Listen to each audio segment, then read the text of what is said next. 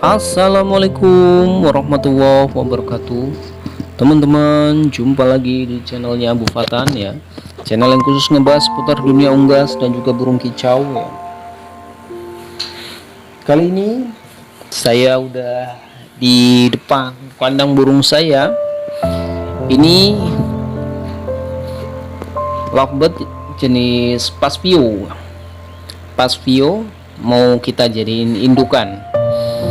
Ini betina, usianya sudah mapan. Nanti kita masukin ke kandang koloni nih, coba untuk dijadiin indukan. Di video kali ini saya mau bahas tentang ternak lovebird. Ternak lovebird tahun 2020. Untung apa rugi sih? Ternak lovebird tahun 2020 masih ada untungnya nggak sih? Banyak pertanyaan-pertanyaan seperti itu yang pada nanya ya. Kira-kira masih ada untung nggak sih? Karena ternak lovebird tahun 2020 trennya itu sangat turun. Untuk warna-warna yang standar kayak Josan itu harganya turun drastis. Untuk sekarang saja harganya untuk warna yang hijau cuma dihargain 50-60 ribuan.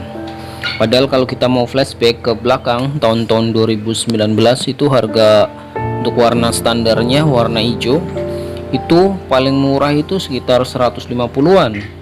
Bahkan bisa lebih. Jadi sangat jauh sekali kalau kita bandingin di tahun-tahun sebelumnya. Di sini kalau saya ditanya ternak lovebird tahun 2020 apa untung apa rugi atau masih ada untungnya enggak sih? Kalau menurut saya masih ada untung, masih. Saya sebagai peternak sendiri masih bilang masih ada untungnya. Cuman untungnya sangat kecil sekali. Nah, untuk mengakalin hal tersebut bagi peternak,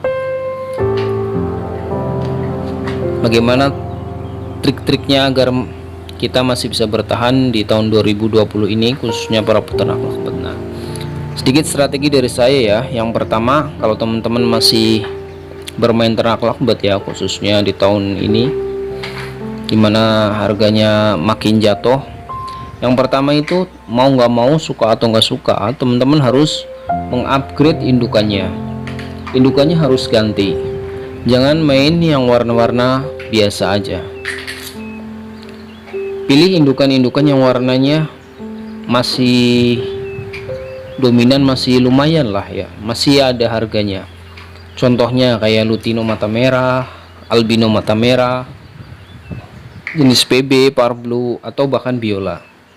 Untuk jenis-jenis ini harganya menurut saya walaupun turun masih lumayan. Apa saja kayak Biola. Biola untuk harga paling murahnya kayak Biola Green itu harganya masih di angka 300 ribuan paling murah. Ini kan kalau diternak jauh lebih untung ketimbang warna-warna yang biasa. Artinya teman-teman harus mencari indukan yang harganya masih lumayan untuk diternak agar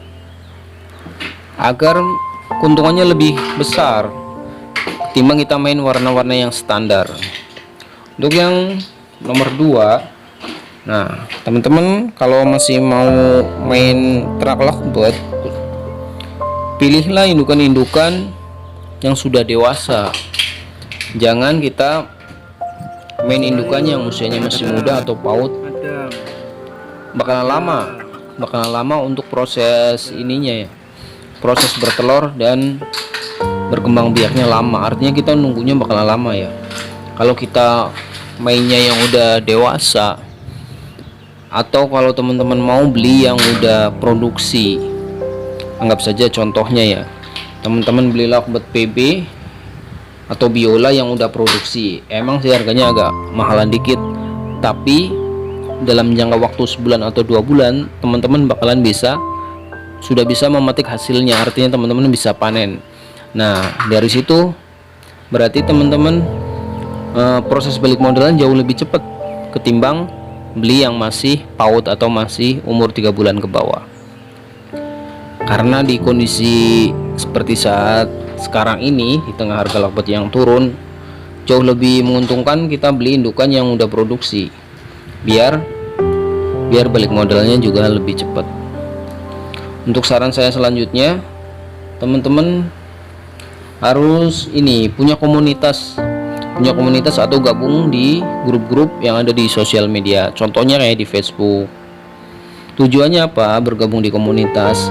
Satu, teman-teman bisa sharing tahu harga-harga lovebird terbaru ya. Bisa juga buat masarin hasil ternakan kita. Kalau kita jual di komunitas, kebanyakan orang-orangnya rata-rata sudah tahu tentang lovebird. Jadi lovebird kita nggak dihargain murah, ketimbang kita jual ke orang yang nggak tahu tentang lovebird, maka nawarnya juga seenaknya. Kalau kita jual di komunitas, paling nggak ada harganya lebih tinggi dibanding ke orang-orang yang nggak tahu tentang dunia lovebird. Jadi lebih menguntungkan kalau punya pangsa pasar yang mengerti tentang burung lovebird.